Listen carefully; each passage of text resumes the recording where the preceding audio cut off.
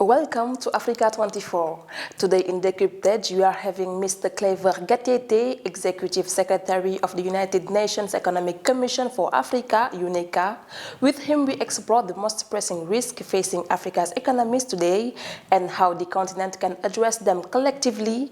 Mr. Claver GATETE, welcome to Africa 24. From your perspective, what are the most pressing risks facing Africa's economies today, and how can the continent address them collectively? Well, I don't know if I have all the answers for addressing them, but I think what is the uncertainty that we see, they are visible for everyone.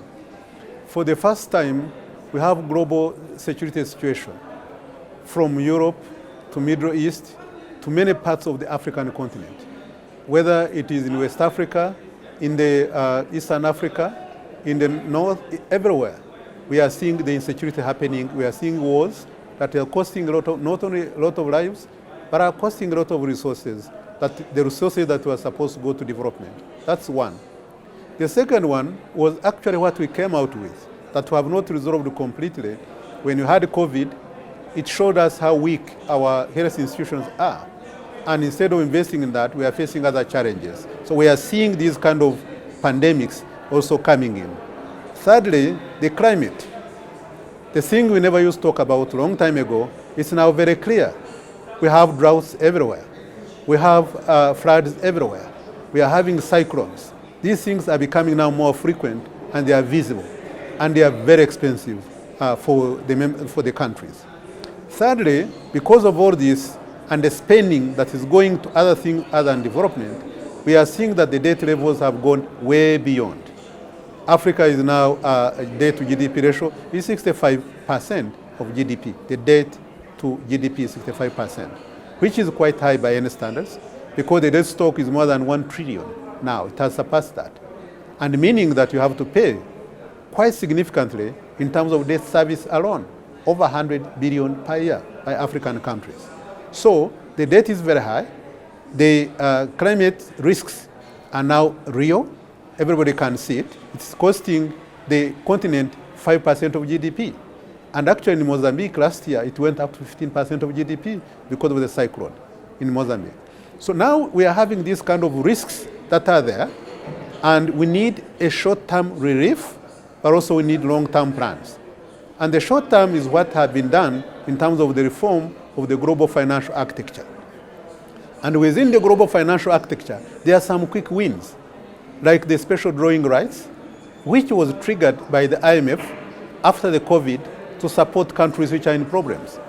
But unfortunately, the 650 billion US dollars that were triggered, Africa received only 34 because it is disbursed according to your shareholding. And currently, Africa's shareholding is so low that is equivalent to that of Germany. And that's why it is 34. So one of the things that needs to be corrected, why can the shareholding increase? And if it is increased, that will be a relief. And then when you talk about SDR, the special drawing rights, we are saying most of the countries that are getting this big money, they don't need it. United States has more than 100 billion. They don't need it. What we are saying is that at least give it to the development banks so that they can leverage 4 to 5 times that amount, and then be able to lend to us concessionally. And that way then it would be a bridge, because our countries are no longer accessing the concessional resources. Now, the countries have grown, but the concessional resources have not grown. And that's why we are having a situation that we are in, because countries had to make sure that they borrow from outside, from the private sector, or they borrow domestically. And when you borrow domestically, you crowd out the private sector. And that's the problem. Is there something UNECA is doing about all those issues? So we are trying to see at least that kind of relief, which will be very useful, that can help us. Then secondly, is for all the money that was promised on climate. There are many funds, over 60 funds, that are there. How do they coordinate? How do they disperse? To make sure that we realize only what has been promised, without even promising more, just whatever is there, to see how it can help the member countries. And that one is possible. Then also, we need to work on ourselves. Domestic resource mobilization. Because we cannot depend on outside resources forever. The aid has declined significantly. It's no longer there. It is so small that it doesn't make much difference. Our economies have grown. They need more resources. And that means we need to generate resources internally.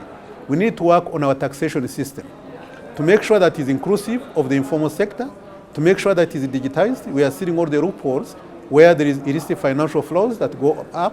We have to reassess how we give fiscal incentives to the people who are coming to invest in our own countries so that we get value for the fiscal incentives that we are giving.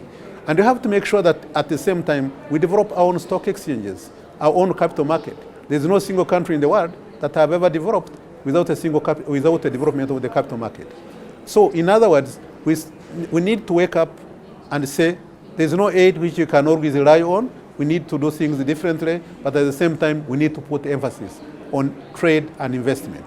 That's the only thing that is going to sustain our development. The African continent accounts for just about 2% of global trade and faces a financing gap estimated at $100 billion annually.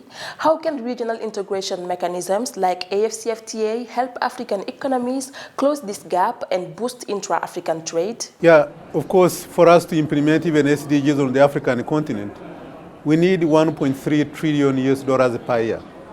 And then we are saying that at least we have a mechanism, something wonderful that was put in place by our heads of states on the African continent of the CFTA, of the Africa Continental Free Trade Area.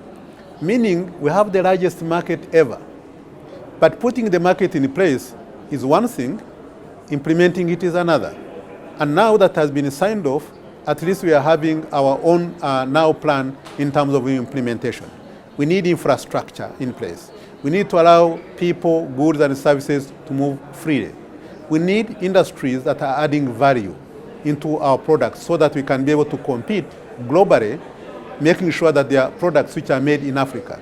We need to trade among ourselves because we trade more with the outside world, and the trade among the Africans has never exceeded 15%. And yet in Europe and elsewhere, it is above 60%. And that's where we need to do more, because there is much more that we need to trade among ourselves, because our population is growing. We have the youngest population, as we mentioned. Mr. Claver GATETE, thank you for answering our questions. Dear viewers, thank you for following us. Find the full program on MyAfrica24 and Africa24TV.com.